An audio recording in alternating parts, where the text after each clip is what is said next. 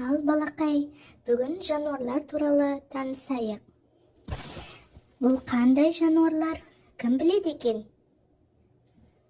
Дұрыс, жарайсың. Бұл панда мен тиін. Бұл қандай жануар? Жарайсың, арыстан. Ал бұл қандай жануарлар? Марал мен тиін. Ал бұл қандай құс? Тоты құс. Бұл қандай жануар? Кенгуру.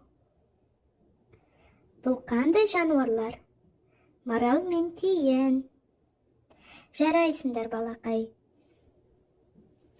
Ал енді балақайлар санап үйренейік. Бұл жерде қанша зебра бар?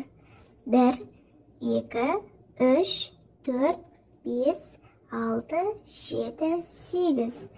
Жарайсың, 8 зебра бар. Бұл жерде